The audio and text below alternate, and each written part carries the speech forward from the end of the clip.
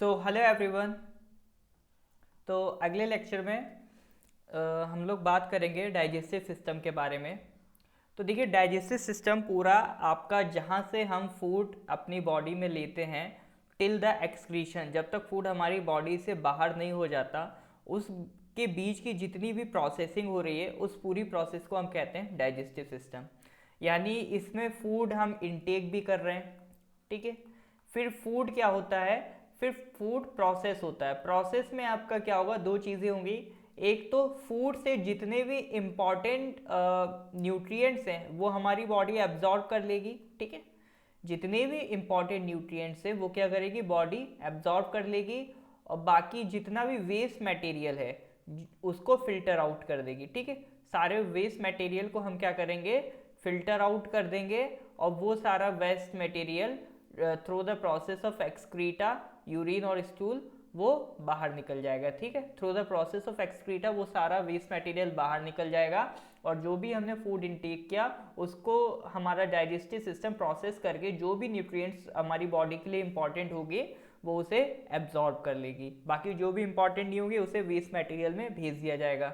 तो काफ़ी important features involve होते हैं। जैसे एक तो सबसे इम्पॉर्टेंट हो गया हमारा माउथ। फिर उसके बाद हमारी बॉडी में कुछ सैलिवरी ग्लैंड्स होते हैं। सैलिवरी ग्लैंड्स यानी कि ये क्या करते हैं, जिसे हम हिंदी में कहते हैं थूक या स्पूटम।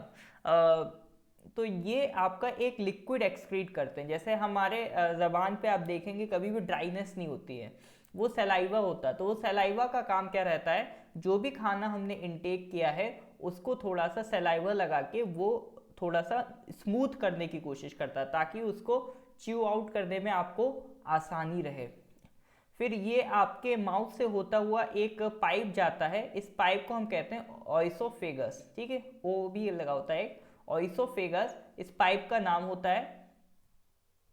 दो पाइप होते हैं, एक तो ये ऑइसोफेगस ये खाने के लिए होता है, एक और होता है विंड पाइप जिससे हम सांस लेते हैं। तो ये खाना आपका ऑइसोफेगस होते हुए बॉडी में जाता है, और ये वाला जो पोर्शन है इसी को हम कहते हैं स्टमक। स्टमक हम क्या मानते हैं, इस पूरे इसको स्टमक मानते हैं, नहीं, इसका एक छोटा सा पोर्शन होता है स्टमक। स्टमक में क्या होता है, स्टमक में आपका एक एसिड रिलीज होता है जो खाने को आपका और ज़्यादा कह सकते हैं छोटा छोटा उसे तोड़ने में मदद करता है। मतलब मेन काम क्या होता है, पहले खाने को तोड़ेंगे तभी तो उसमें से न्यूट्रिएंट्स एब्जॉर्ब करेंगे। तो स्टमक क्या है आपका, खाने को तोड़ने में वो एसिड क्या करेगा, उसे वीक करने में मदद करेगा। फिर उसके अलावा प्रोसेस होते होते हम लार्ज इंटेस्टाइन में जाएंगे, स्मॉल इंटेस्टाइन में जाएंगे। फिर उसके बाद ये अपना खाना कहाँ से जो भी वेस्ट मटेरियल है वो इधर से एनस से बाहर हो जाएगा। तो ये कुछ बेसिक प्रोसेस होती है, इसकी डिटेल में जाने की बिल्कुल ज़रूरत नहीं है। इसमें बेसिक सवाल क्या बनते हैं, बेसिक सवाल बनते हैं कि कौन कौन से एंजाइम्स प्रेजेंट होते हैं जो खाने को ब्रेक डाउन करने में मदद करते हैं। यानी जो भी हम खाना खाते हैं उसमें से वो क्या करेंगे, हमारी बॉडी में जो भी हमने न्यूट्रिएंट लिए हैं उसे कन्वर्ट कर देंगे वो हमारी बॉडी की रिक्वायरमेंट के हिसाब से। जैसे स्टार्च को कन्वर्ट कर दिया जाता है माल्टोज में, फिर उसके अलावा माल्टोज को भी तोड़ दिया जाता है ग्लूकोज में, और कई सारे अलग अलग तरीके के फैट्स होते हैं, लिपिड्स होते हैं, उन्हें भी तोड़ा जाता है, प्रोटीन्स को तोड़ा जाता है, स्टार्च को तोड़ा जाता है। तो ये कुछ एंजाइम्स के काम होते हैं। जब हमारा जो डाइजेशन है माउथ से स्टार्ट होता है, माउथ में कुछ एंजाइम होते हैं, स्टमक में जाएगा उसमें भी कुछ एंजाइम होते हैं, फिर उसके बाद वो कहाँ जाएगा, पैनक्रियाज में जाएगा, वहाँ भी कुछ एंजाइम्स मिलेंगे, फिर स्मॉल इंटेस्टाइन में जाएगा, वहाँ भी कुछ एंजाइम्स मिलेंगे। तो सवाल आपका किससे रिलेटेड आता है, सवाल आपका आता है कि रोल ऑफ दीज एंजाइम्स, ठीक है। इन एंजाइम्स का रोल क्या है, या फिर ऐसा आ जाएगा कि एंजाइम कहाँ पाया जाता है। तो माउथ में आपका कौन सा एंजाइम मिलता है, सैलिवरी एंजाइम, जो क्या करेगा, स्टार्च को माल्टोज में तोड़ेगा। स्टमक में मिलेगा पेप्सिन, PESIN नहीं होता है, एक पी और होता है यहाँ पे, ठीक है। स्टमक में क्या होता है, पेप्सिन होता है, ये किसको तोड़ेगा, प्रोटीन्स को डाइपेप्टाइड्स में तोड़ेगा, यहीं से पेप्सी वर्ड निकला था। फिर इसके बाद पैंक्रियाज में आ जाए तो लाइपेज है, लाइपेज, ट्रिप्सिन, अमाइलेज, ये सब क्या करेंगे, ये सब लिपिड्स को तोड़ेंगे, प्रोटीन्स को डाइपेप्टाइड्स में तोड़ेंगे और स्टार्च में तोड़ेंगे, ठीक है। ये एक्चुअली में लाइपेज क्या करेगा, लिपिड्स को तोड़ेगा, ट्रिप्सिन क्या करेगा, प्रोटीन्स को डाईपेप्टाइड्स में, और अमाइलेज को स्टार्च में। तो इस तरह से रिलेट करना है। माल्टोज का काम क्या है, माल्टोज को ग्लूकोज में करना। सुक्रोज का काम क्या है, सुक्रोज को ग्लूकोज में तोड़ना। पेप्टिडेज का काम क्या है, पेप्टिडेज का डाईपेप्टाइड्स को अमीनो एसिड्स में तोड़ना। और प्रोटीन डाईपेप्टाइड्स में किसने कन्वर्ट किया था, प्रोटीन से। कौन से किसने किया था, ट्रिप्सिन ने। ट्रिप्सिन क्या करेगा, प्रोटीन से डाईपेप्टाइड बनाएगा, और पेप्टाइडेज क्या करेगा, डाईपेप्टाइड से अमीनो एसिड बनाएगा। लैक्टेज क्या करेगा, लैक्टोज को ग्लूकोज में बदल देगा। लाइपेज क्या करेगा, ये लिपिड्स तोड़ेगा। तो यहाँ पे भी देखिए लाइपेज है, यहाँ पे भी लाइपेज है। देखिए नाम मिलते जुलते हैं, माल्टोज से मिल जाएगा, माल्टोज टू ग्लूकोज। इसी तरह से आप ये नोटिस करेंगे नाम मिलते जुलते हैं, तो याद करने में ज़्यादा दिक्कत नहीं होगी। एक दो बार इसको रिवाइज करेंगे, अपने आप ही याद हो जाएगा। क्या याद करना है कि कौन सा एंजाइम क्या तोड़ रहा है, पहली चीज़, और कौन सा एंजाइम कहाँ पाया जाता है। ठीक है, जैसे पेप्टाइडेज कहाँ मिल रहा है, स्मॉल इंटेस्टाइन में मिल रहा है। तो ये दो बातें याद रखेंगे, डाइजेशन में इसी पे सवाल बनेगा अगर बनेगा तो। अब डाइजेशन के बाद अगर हम बात करें तो एक सवाल आता है हमारा नर्वस सिस्टम से रिलेटेड। तो नर्वस सिस्टम हमारा बेसिकली अगर देखा जाए तो दो पार्ट्स में डिवाइड होता है।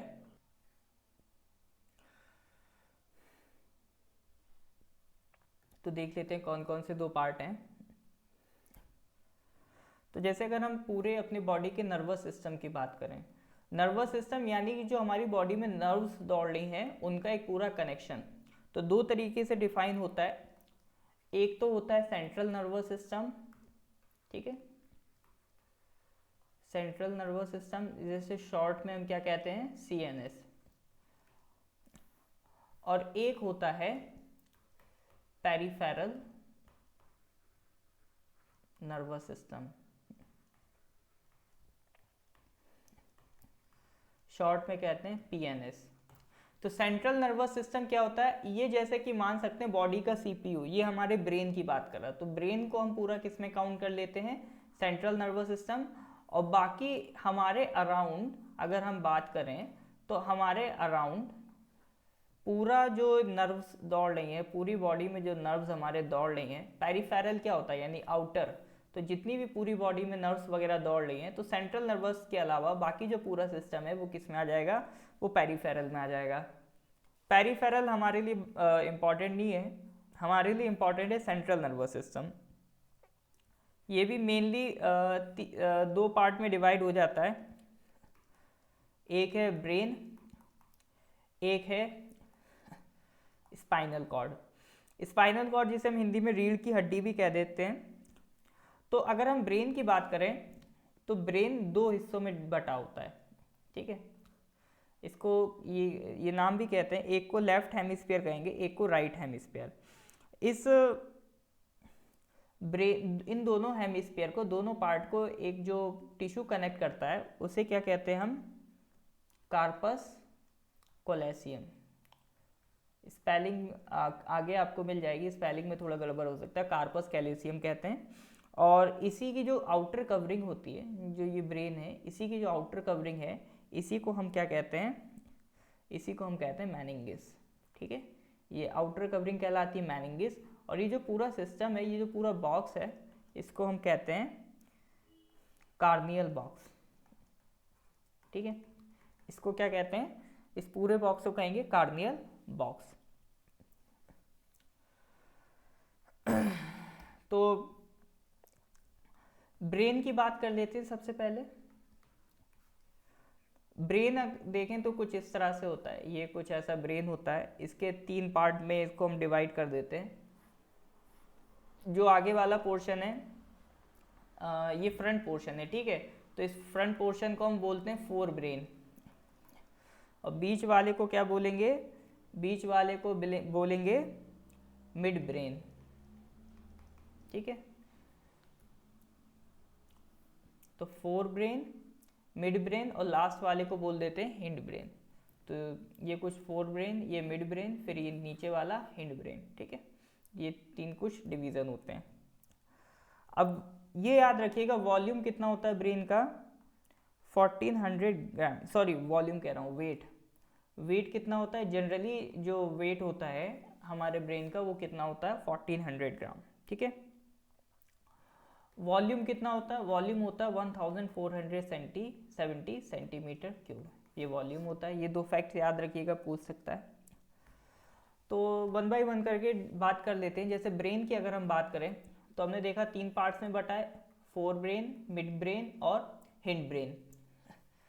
फोर ब्रेन में भी 3 पार्ट होते हैं, एक होता है सेरिब्रम और एक पार्ट होता है डाइंसिफेलोन। इनके 2 पार्ट होते हैं, थैलेमस, हाइपोथैलेमस। आप मेन चीज याद रखिए, फोर ब्रेन के 3 part, cerebrum, thalamus and hypothalamus. Mid brain में 2 पार्ट मिलेंगे, cerebral, optical fibre. Hind brain में भी 3 पार्ट मिलेंगे, सेरिबेलम, मेडुला ऑब्लोंगाटा, पोन्स। अब मेन चीज आती है कि हमें इसमें पढ़ना क्या है, हमें इनकी वर्किंग पढ़नी है, यानी फंक्शंस पढ़ने। पहली चीज तो टाइप्स पढ़ने कि ब्रेन 3 पार्ट में बटा है, fore brain, mid brain, hind brain. फिर इसके बाद हमें पढ़ना है कि फोर ब्रेन के कितने पार्ट हैं और उनके क्या क्या फंक्शंस हैं, वो थोड़ा सा देख लीजिए, बाकी बहुत ज़्यादा डिटेल में नहीं जाना है। और 2 छोटे छोटे फैक्ट की, वेट कितना होता है ब्रेन का 1400 ग्राम्स, वॉल्यूम कितना होता है 1470 सेंटीमीटर क्यूब। स्पाइनल कोड क्या आता है? स्पाइनल कोड आपका ब्रेन को कनेक्ट करती है या इधर रीढ़ की हड्डी से। तो जो भी रिफ्लेक्सेस देखते हैं हम, जैसे कुछ भी गर्म लगने पे हाथ हटा देना, तो वो रिएक्शंस यहीं से आते हैं, स्पाइनल कोड से। और ये एक तरीके से हमारी बॉडी को शेप भी देता है, आपका जो हम लोग खड़े होते हैं तो उसमें भी हेल्प करता है। तो मेनिंगिस हमने देखा कवरिंग होती है। इसके बाद ह्यूमन ब्रेन में सबसे पहले हम बात करेंगे फोर ब्रेन की। तो फोर ब्रेन में हमने क्या क्या देखा? सेरिब्रम देखा, थैलेमस, हाइपोथैलेमस। अच्छा, एक पार्ट और होता है उसमें, ऑल फैक्ट्री लोब्स। ठीक है, तो ये हाइपोथैलेमस वाला पार्ट है। तो एक एक करके इनके फंक्शनिंग पढ़ लेते हैं। तो जैसे थैलेमस की अगर हम बात करें ठीक है, थैलेमस का काम क्या है? ये एक सेंसेशन प्रोवाइड करता है। ठीक है, थैलेमस आपको क्या प्रोवाइड करेगा? थैलेमस आपको प्रोवाइड करेगा सेंसेशन। जैसे कि हमें जो फील होता है ना ठंडा या गर्म, तो वो सेंसेशन कौन प्रोवाइड करता है आपको? वो सेंसेशन आपको थैलेमस प्रोवाइड कर रहा है। ठीक है, तो एक एक वर्ड कनेक्ट कर लीजिए, आपको याद रह जाएगा फंक्शन। जैसे थैलेमस का काम क्या है? सेंसर वाला काम। सेंसर क्या करता है? किसी भी चीज को सेंस कर लेता है। तो ठंडा गर्म ये सब सेंस कौन करता है? थैलेमस करता है। इसके बाद hypothalamus. Hypothalamus is like our biological clock. ठीक है, hypothalamus is like our biological clock. तो जैसे हम कहते हैं ना कि 21 डेज में आप कोई भी काम करो तो वो आदत या तो आप छूट जाती है या लग जाती है। 21 डेज कोई भी काम लगातार करो तो वो किसकी वजह से हो रहा है? वो इसी हाइपोथैलेमस की वजह से हो रहा है। आप कोई भी काम 21 डेज लगातार करोगे तो वो कहाँ स्टोर हो जाएगा? वो इस हाइपोथैलेमस में स्टोर हो जाएगा। ठीक है, तो ये काफ़ी सारे हमारे ऑटोनॉमिक नर्वस सिस्टम कंट्रोल करता है, बॉडी टेम्परेचर कंट्रोल करता है, भूख प्यास जो भी है, स्लीप वगैरह उसको कंट्रोल करता है। और एक तरीके से ये हमारी बायोलॉजिकल क्लॉक का काम करता है। ठीक है, तो थैलेमस सेंसर का काम करता है, हाइपोथैलेमस किसका काम करता है? बायोलॉजिकल क्लॉक का। और all factory lobes, year lobes होते हैं ना हमारे, ईयर लोब्स, तो उससे कनेक्ट करेंगे, ये हियरिंग सेंसेशन प्रोवाइड करता है। तो ऑल फैक्ट्री लोब्स का काम क्या है? ऑल फैक्ट्री लोब्स आपको हियरिंग सेंसेशन प्रोवाइड करते हैं। ठीक है, अब इसके बाद सबसे इंपॉर्टेंट पार्ट है सेरिब्रम। तो फोर ब्रेन का सबसे इंपॉर्टेंट पार्ट क्या है? सेरिब्रम। ये सबसे इंपॉर्टेंट पार्ट है, यानी जितनी भी हमारी कॉग्निटिव स्किल्स हैं। ठीक है, ऑल फैक्ट्री लोब सेरिब्रम किस पे काम करता है? हमारी कॉग्निटिव स्किल्स, हमारा नया सोचने का तरीका, जो भी थॉट प्रोसेस है। जैसे आपसे कोई सवाल पूछे, आप उसे जवाब देंगे, क्या जवाब देंगे, आपकी स्पीच क्या होगी, तो ये सब कौन डिसाइड करता है? वो ये सेरिब्रम डिसाइड करता है। यानी हमारा इंटेलिजेंस, हमारी रीजनिंग, हमारे इमोशंस, ये सब कौन कंट्रोल करता है? ये सेरिब्रम कंट्रोल करता है। ठीक है, तो हमारी ये सारी स्किल्स आप किस में काउंट कर सकते हैं? कॉग्निटिव या फिर इंटेलिजेंस याद रख सकते हैं। ठीक है, एक वर्ड पकड़ लीजिए, इंटेलिजेंस। तो सेरिब्रम किसको कंट्रोल कर रहा है? हमारी इंटेलिजेंस को, थिंकिंग को।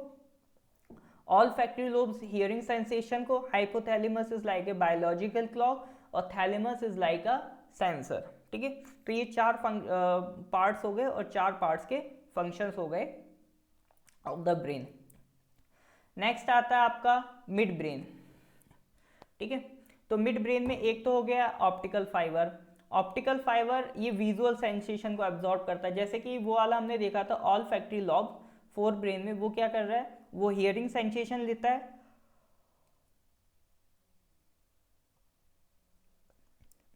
और मिड ब्रेन आपका क्या करता है, ये विजुअल सेंसेशन देता है। यानी जो भी हम देख रहे हैं वो किसकी वजह से देख रहे हैं, इसी ऑप्टिकल फाइबर वाले पार्ट की वजह से देख रहे हैं। दूसरा इसमें होता है सेरिब्रल।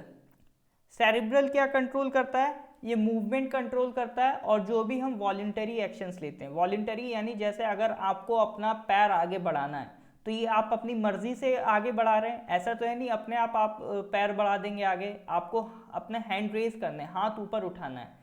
तो ऐसा तो है नहीं कि अब हाथ अपने आप ऊपर उठ जाएगा, आप उसे खुद कर रहे हैं ना।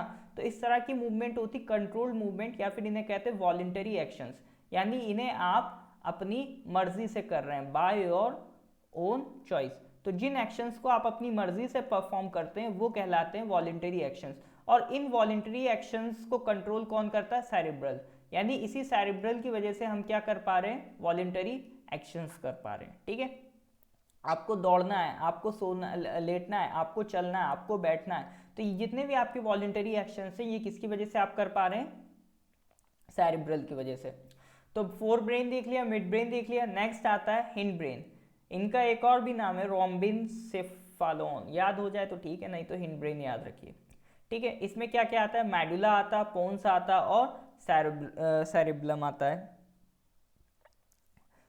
तो सबसे पहले मेडुला की अगर हम बात करें तो मेडुला कंट्रोल करता है हमारे इनवॉलंटरी एक्शंस को। ठीक है, इनके लिए रेस्पॉन्सिबल कौन है, मेडुला रिस्पॉन्सिबल है। जैसे कि सेरिब्रल किसके लिए रेस्पॉन्सिबल है, वॉलंटरी एक्शंस के लिए, उसी तरह से मेडुला किसके लिए रिस्पॉन्सिबल है, इनवॉलंटरी एक्शंस। जैसे कि हम खांसते हैं, हम ब्रीथिंग करते हैं, हमारा ब्लड फ्लो होता है, क्या हम अपनी सांस को कंट्रोल कर सकते हैं, या फिर क्या हम, जैसे हमें स्नीजिंग, छींक आ रही है, उसे कंट्रोल कर सकते हैं, हमारी बॉडी में ब्लड फ्लो हो रहा है उसे हम कंट्रोल कर सकते हैं, हमारी बॉडी में डाइजेशन सिस्टम चल रहा है, क्या हम उसे कंट्रोल कर सकते हैं। ये कुछ ऐसी मूवमेंट्स हैं जो हमारे कंट्रोल के बाहर हैं। तो इस तरह की मूवमेंट्स आपकी किस में काउंट हो जाएंगी, इनवॉलंटरी एक्शंस में, यानी ये आप अपनी मर्जी से नहीं कर सकते। तो जो भी इनवॉलंटरी एक्शंस है उसके लिए कौन रिस्पॉन्सिबल है, ये मेडुला, इसका पूरा नाम होता है मेडुला ऑब्लोंगाटा। ठीक है, तो मेडुला किसके लिए रिस्पॉन्सिबल है, इनवॉलंटरी एक्शंस, और वॉलंटरी के लिए कौन रिस्पॉन्सिबल है, सेरिब्रल।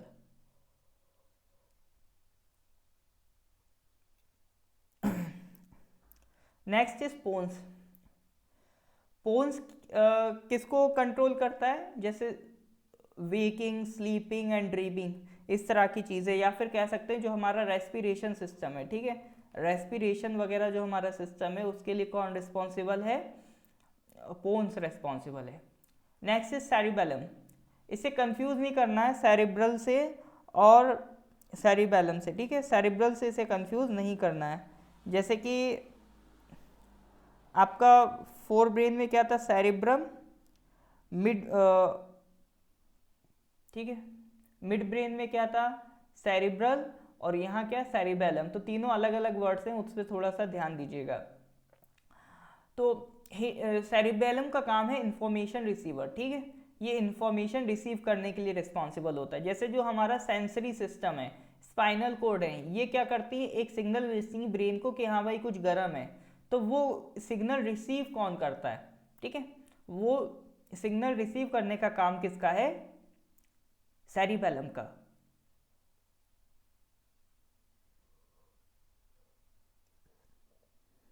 ठीक है, तो सेरिबेलम किसके लिए रिस्पॉन्सिबल है, आपका इंफॉर्मेशन रिसीव करने के लिए।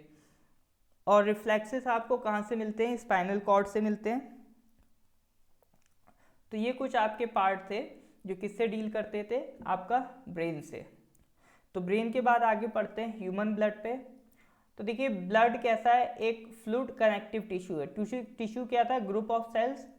कुछ फैक्ट्स हैं, याद रखिएगा। ब्लड का पीएच कितना होता है, 7.4। तो क्या लगता है ये एसिड है या बेसिक है, तो हमने देखा 7 से ऊपर वैल्यू होगी तो वो बेसिक की तरफ जाएगा, 7 से कम वैल्यू होगी तो वो एसिड की तरफ आएगा। तो ये कैसा हो गया आपका, बेसिक इन नेचर हो गया। ह्यूमन बॉडी में एवरेज कितना ब्लड होता है, 5 to 6 लीटर्स ऑफ ब्लड होता है। ठीक है, ह्यूमन बॉडी में एवरेज कितना ब्लड होता है, 5 to 6 लीटर्स के अराउंड ब्लड आपको देखने को मिलेगा। और इन्फेक्शन वगैरह लड़ने से में भी हेल्प करता है। और एक सवाल ये बहुत आराम से बन सकता है, what is the study of blood, क्योंकि देखिए सवाल आपसे बहुत जनरली बनने वाले हैं, कोई बहुत ज़्यादा डेप्थ में जाके नहीं बनने वाले। तो स्टडी ऑफ ब्लड क्या कहलाती है, हेमाटोलॉजी। ठीक है, ये स्पेलिंग थोड़ा सा गलत है, ये कुछ ऐसे होती है HAEMATOLOGY। एक बार आप भी कंफर्म कर लिएगा इसको, हेमाटोलॉजी। बट कुछ भी याद करिए, आंसर तो आपका करेक्ट हो ही जाएगा। ठीक है, स्टडी ऑफ ब्लड क्या कहलाती है, हेमाटोलॉजी। ठीक है, हीमोग्लोबिन से रिलेटेड वर्ड है ये। अब ब्लड के पार्ट्स देख लेते हैं। ब्लड में देखिए बेसिकली दो पार्ट्स होते हैं, एक तो होता है प्लाज्मा, दूसरा होता है ब्लड सेल्स। इस ब्लड सेल के भी तीन पार्ट होते हैं, red blood cells, white blood cells, और तीसरा होता है प्लेटलेट्स। ठीक है, तो मेन दो पार्ट्स हैं आपके, प्लाज्मा और ब्लड सेल्स। ब्लड सेल्स में भी तीन है, आरबीसी, डब्ल्यूबीसी और प्लेटलेट्स। जो मेजॉरिटी पार्ट होता है वो प्लाज्मा होता है। प्लाज्मा क्या होता है, 55% होता है पूरे ब्लड का। पूरे ब्लड में 55% क्या है, वो तो सिर्फ प्लाज्मा है। और प्लाज्मा के अंदर भी अगर हम बात करें तो 10% आपको माल मिलेगा, बाकी 90% तो प्लाज्मा में भी वाटर है। बाकी इस 10% में आपको कुछ एंटीबॉडीज टाइप की चीज़ें देखने को मिल जाएंगी, बट बाकी 90% क्या है, पानी भी मिलेगा आपको।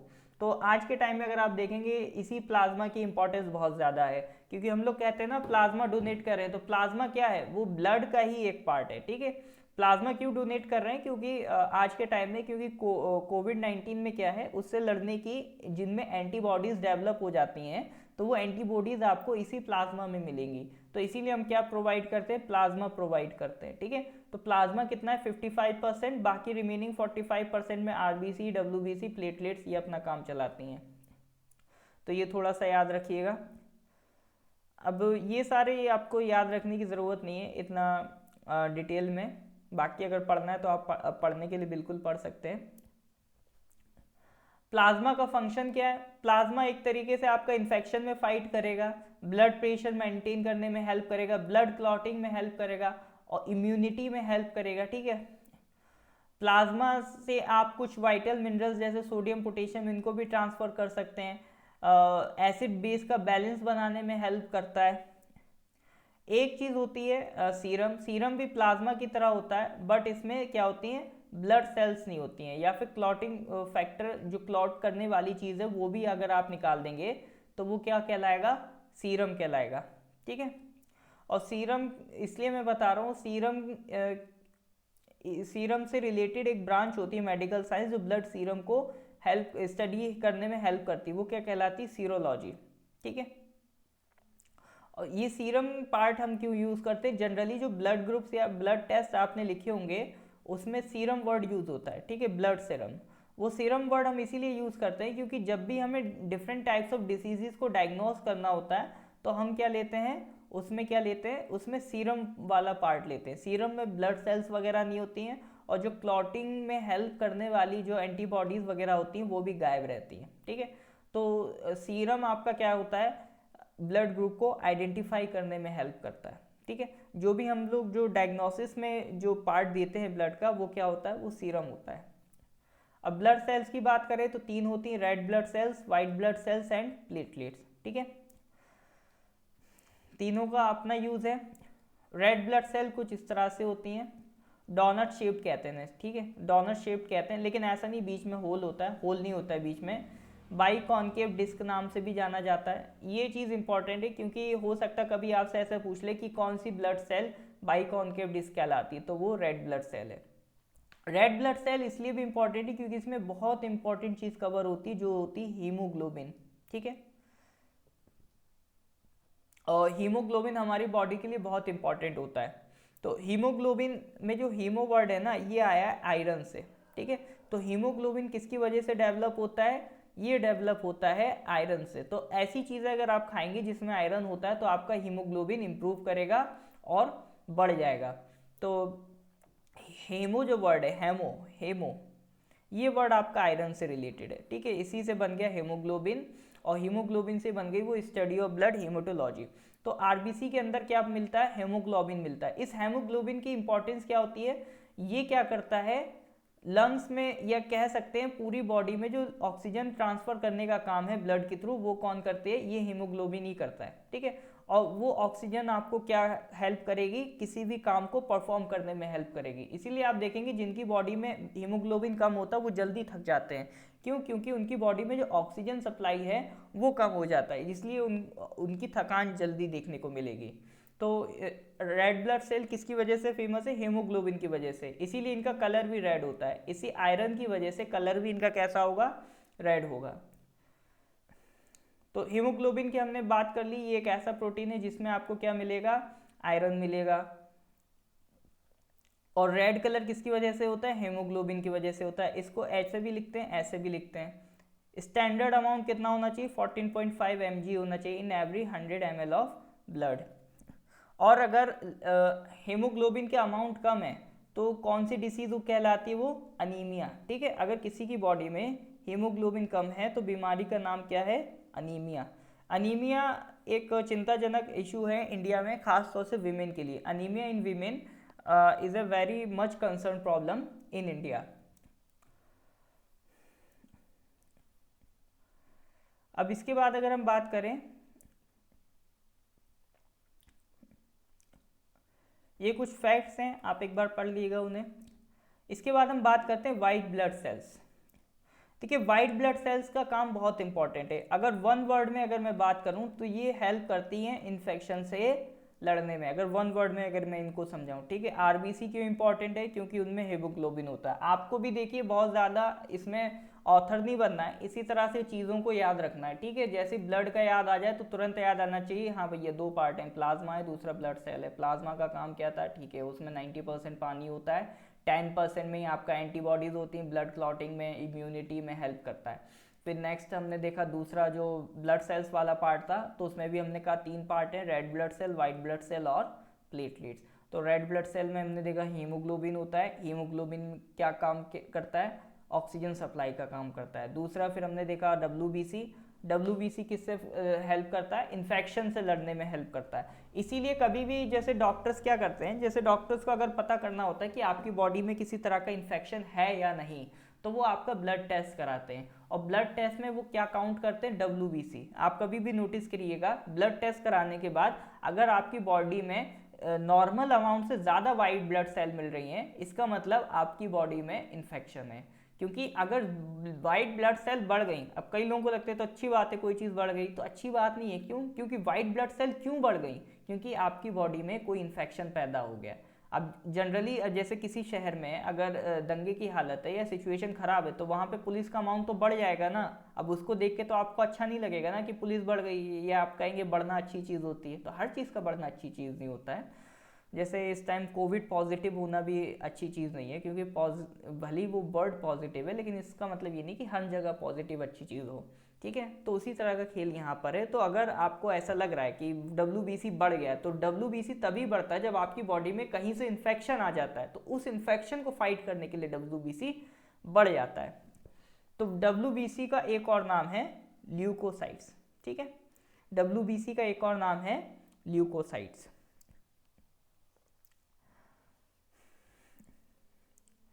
WBCs are nucleated meaning their cells have a nucleus।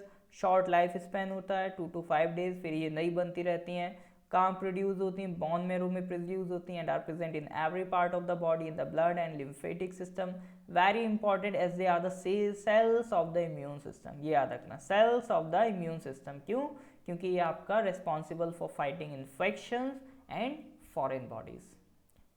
इनके भी कुछ पार्ट्स होते हैं, ठीक है, जैसे neutrophils, eosinophils, basophils, lymphocytes, monocytes. Not very important, ठीक है।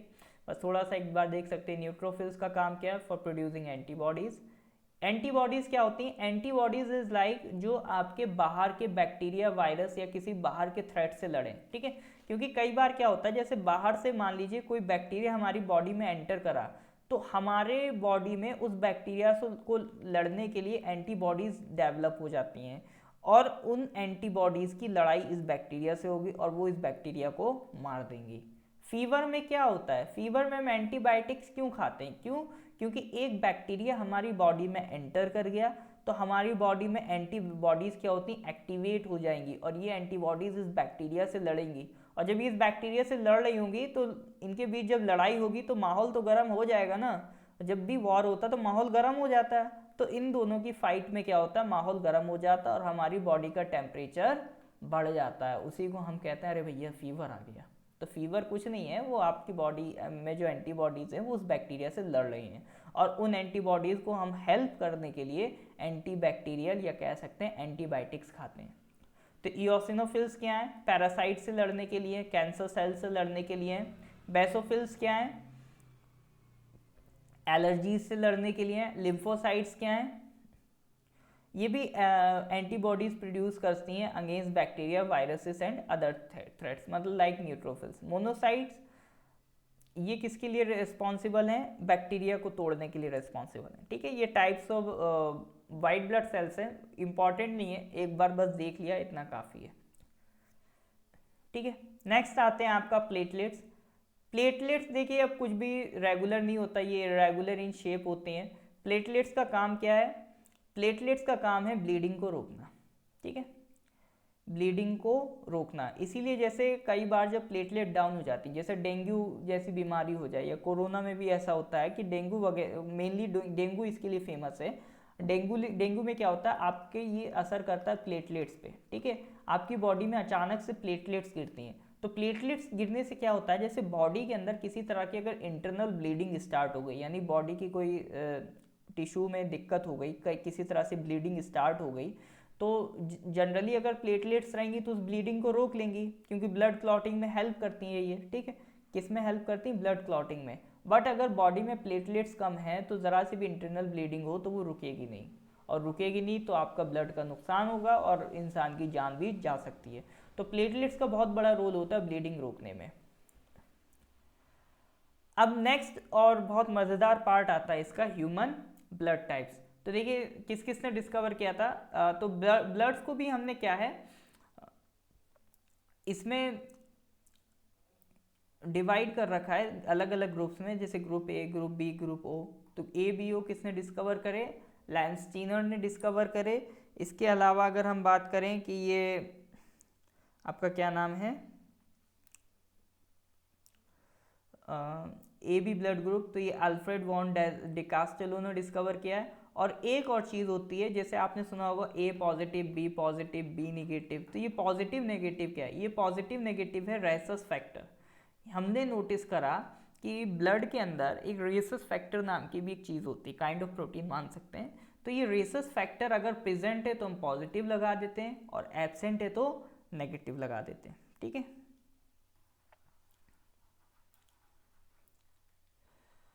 तो देखिए मेन काम क्या है इसमें, ब्लड ग्रुप्स को पढ़ना कि कौन सा पर्सन किसको ब्लड ग्रुप्स दे सकता है और कौन सा ब्लड ग्रुप कौन सा पर्सन किसको ब्लड ग्रुप नहीं दे सकता है। ठीक है, तो इसमें एक बार हम थोड़ा सा आपको एक चीज़ समझाना चाहेंगे। जैसे ब्लड ग्रुप की अगर हम बात करें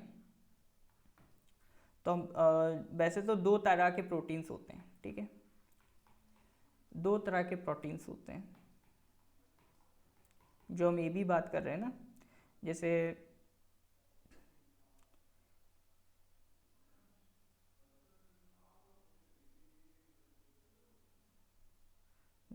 एक हो गया आपका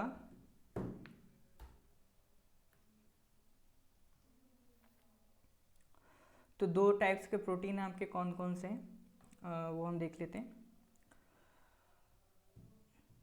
एक तो है आपका एंटीजन। ठीक है, टू टाइप्स ऑफ प्रोटीन में अगर हम बात करें, एक तो हो गया एंटीजन और दूसरा आपको मिलेगा एंटीबॉडी। ठीक है, दूसरा क्या है, एंटीबॉडी। तो दो तरह के प्रोटीन्स हो गए, एक हो गया एंटीजन, एक हो गया एंटीबॉडी। एंटीजन आपको कहाँ मिलेगा, एंटीजन आपको मिलेगा आरबीसीज में। ठीक है, रेड ब्लड सेल्स में। और एंटीबॉडी किस में मिलेगा, एंटीबॉडी मिलेगा प्लाज्मा में। ठीक है, देखिए अगर आपको याद हो तो कोविड-19 के जब टेस्ट चल रहे थे तो तीन तरह के टेस्ट बहुत ज़्यादा फेमस हैं। काइंड ऑफ जैसे एक तो RT-PCR जो मेन टेस्ट होता है, उसके बाद गवर्नमेंट ने 2 तरीके की टेस्टिंग और करवाई। एक तो होता है एंटीजन टेस्ट और एक था एंटीबॉडी टेस्ट। तो एंटीजन्स क्या होते हैं? एंटीजन भी एक तरीके के एंटीबॉडीज ही होते हैं, यानी ये भी क्या है, एंटी हैं। ये भी उस वायरस को मारने के लिए पैदा हुए हैं, लेकिन ये टेम्परेरी होते हैं। ये तब तक एक्टिव रहते हैं जब तक आपकी बॉडी में वायरस एक्टिव रहे। तो एंटीजन टेस्ट से गवर्नमेंट लोग डॉक्टर्स पता लगा सकते हैं कि अगर आपकी बॉडी में मान लीजिए कोरोना का जो एंटीजन है वो पॉजिटिव आ रहा है, यानी अगर आपकी बॉडी में एंटीजन है तो इसका मतलब कोरोना का वायरस भी एक्टिव है, क्योंकि अगर वायरस एंड हो जाएगा तो एंटीजन भी एंड हो जाएगा। और एंटीबॉडी से लेकिन आप पता नहीं लगा सकते कि वायरस एक्टिव है या नहीं है। हाँ, लेकिन अगर कोरोना वाली एंटीबॉडीज मिल रही हैं तो इसका मतलब ये है कि कभी तो था, कभी था। एंटीबॉडीज क्या होती हैं, एक बार वायरस से लड़ने के बाद फिर वो डेवलप होके स्टोर हो जाती हैं, ठीक है। और अराउंड मान सकते हैं डिपेंडिंग ऑन द वायरस, किसी की एंटीबॉडीज 5 मंथ्स, किसी की 6 मंथ्स, किसी की 1 साल 2 साल भी टिक जाती हैं। तो यानी ये कह सकते हैं एंटीबॉडीज लंबे टाइम के लिए स्टे करती हैं, और एंटीजन क्या टेम्परेरी बेसिस पे बन जाती हैं।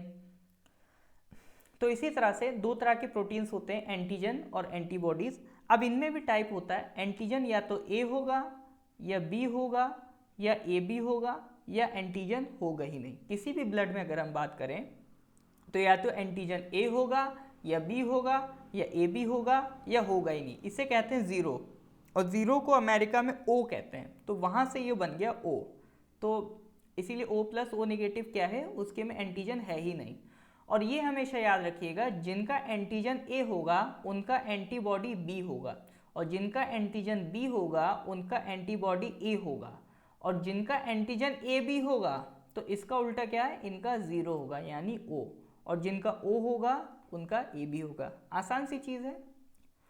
अब ब्लड ग्रुप की अगर हम बात कर लें, ब्लड ग्रुप कैसे बनता है, तो ब्लड ग्रुप याद रखिएगा जो एंटीजन सेम वही ब्लड ग्रुप, ठीक है। अगर एंटीजन ए है तो ब्लड ग्रुप भी आपका ए बनेगा, एंटीजन अगर आपका बी है तो ब्लड ग्रुप भी आपका बी बनेगा, एंटीजन अगर आपका ए बी है तो ब्लड ग्रुप भी आपका ए बी बनेगा, एंटीजन ओ है तो ब्लड ग्रुप भी आपका ओ बनेगा, ठीक है।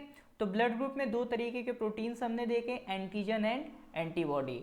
एंटीजन आपको आरबीसीज में मिलेगी, एंटीबॉडी हमने देखा प्लाज्मा में मिलेगी। वही प्लाज्मा में हमने कहा ना 90% पानी होगा, बाकी के 10% में क्या होगा, कुछ पार्ट एंटीबॉडीज होंगी।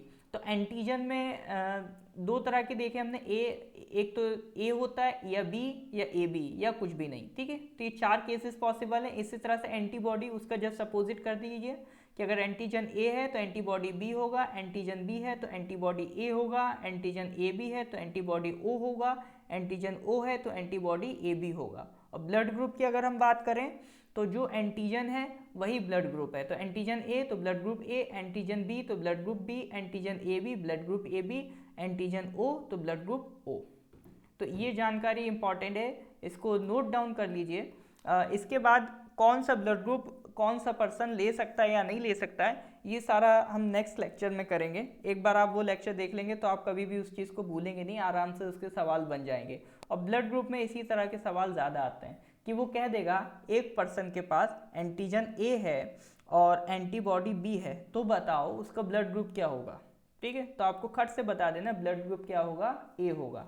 और उसके अलावा अगर वो रेसस फैक्टर बता दे कि रेसस फैक्टर उसमें अगर प्रेजेंट है तो वो पॉजिटिव, और रेसस फैक्टर एब्सेंट है तो वो नेगेटिव। तो इस तरह से आप अब डिसाइड कर सकते हैं कि आपकी बॉडी का ब्लड ग्रुप क्या होगा। अब जैसे कोई भी आपका जो भी लैब टेक्नीशियन से वो क्या करते हैं, आपकी बॉडी का सैंपल लेते हैं ब्लड का और 1 सेकंड में देख लेते हैं। अगर उन्हें ए शेप वाला एंटीजन दिख जाता है तो मतलब एंटीजन ए है, और एंटीजन ए है तो आपका ब्लड ग्रुप भी वो तुरंत कह देंगे हाँ भाई ये ब्लड ग्रुप लिख लो, ए है, ठीक है। तो ये कुछ बेसिक बातें होती हैं जो हम लोगों ने ब्लड से रिलेटेड आज करी। इसके बाद ब्लड कॉम्पैटिबिलिटी चार्ट, ये हम लोग नेक्स्ट क्लास में समझेंगे, ठीक है। इसके बारे में नेक्स्ट क्लास में नेक्स्ट लेक्चर में हम बात करेंगे कि ये कैसे डेवलप होते हैं। उसके अलावा फिर थोड़ा सा एक इम्पॉर्टेंट पार्ट है डिसीज़ वाला, ह्यूमन डिसीज़ वाला, वो जनरली उससे सवाल आते रहते हैं, तो उसके बारे में भी डिस्कशन करेंगे। बाकी की कहानी फिर हम नेक्स्ट क्लास में देखते हैं। तो इस लेक्चर को आप एक बार देखिए, रिवाइज करिए, नोट्स बनाइए, तभी ये आपको हेल्प करेंगे। सो I hope it is over for the day. Thank you.